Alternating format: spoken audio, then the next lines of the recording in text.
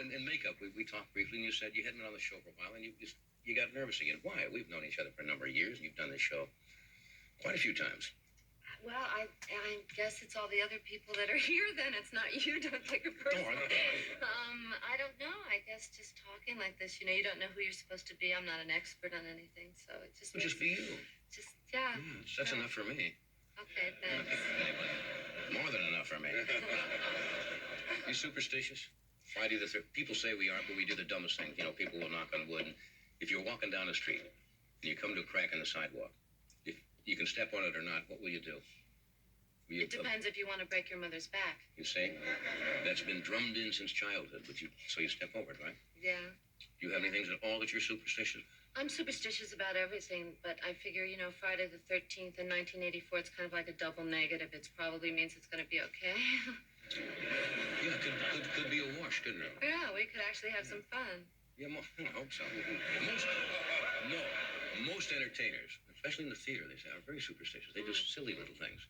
I guess just in case, for protection or something. Well, it's kind of magic being in the theater, so you learn all that, So you got the system is called the Buddy system. The Buddy system. Mm-hmm. When's that come out?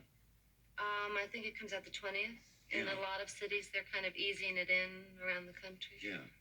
Somebody said this is a little bit different type of thing for you. Well, it has no sex in it, no violence. It's a little bit, and a story, so it's a little bit different than most movies.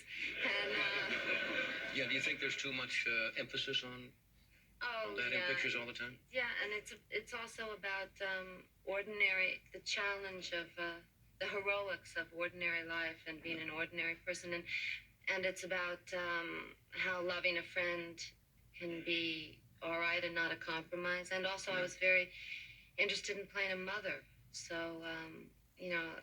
all the aspects of motherhood and what that really means, and a woman becoming independent. It's about all those things, little ththings which may not mean much, especially to male reviewers, but I think that... No, I think it's nice, because I think pictures of interpersonal relationships have done very well. Yeah, it's small. No one dies, and, it's not, but I feel that it's important for people. The more that I'm involved in massive questions, it becomes clear that the answers really lie in everyday lives and the way that we view ourselves and the respect we have for ourselves and for other people. And simple thing. Yeah. You mentioned playing a mother. I'd forgotten. I know you played Brooke Shields' mother in Pretty Baby, but it was another picture. King of the Gypsies and also. King of the Gypsies also. Yeah, we go way back. That's first train. But there are different kinds of mothers, in all of these films. It's interesting because in Pretty Baby, I really passed her off as my sister. I was a very young mother. In this film, I'm also a young mother, but finally I take more responsibility. And people have been asking me, not being fortunate enough to have children myself and feeling my physical clock running out, what it feels like to wonder if you're going to have children, that question. Does that bother you? Yeah, it does bother me, but also, I don't know. I've started to really look at what it means to be a woman and what it means to be a mother in a kind of broader sense. Right. Besides borrowing my sister's kids, there's something about motherhood and being a woman that has to do with nurturing and taking responsibility for things outside of yourself and for the future. And I think that women... I've been working with a group called Madre in New York, which has been working with women in Nicaragua, for instance, and trying to humanize what the problem is and trying to reach out and say that it's time to end this aggressive, violent nature that we have that I hate to say is somewhat masculine. Yeah.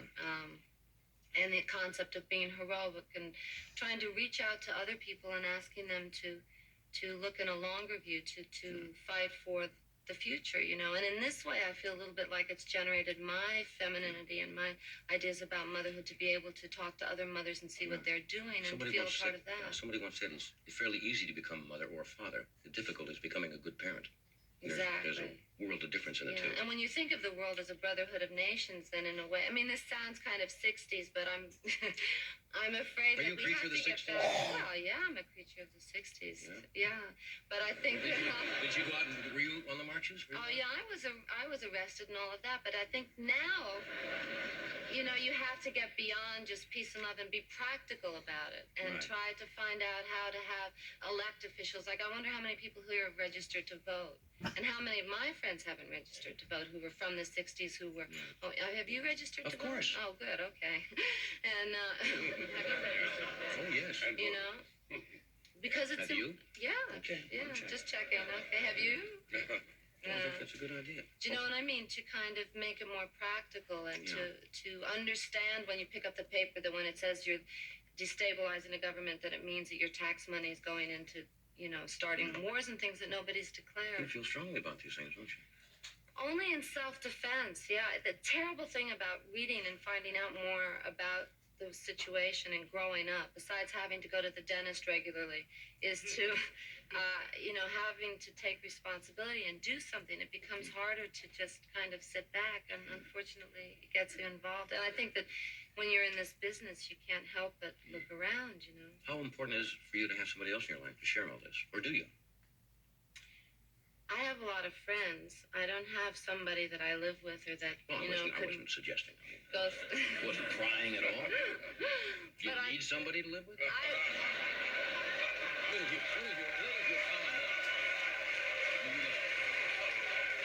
hear you're on the market lately. On the market. And that you have pretty good digs, actually. I was being silly.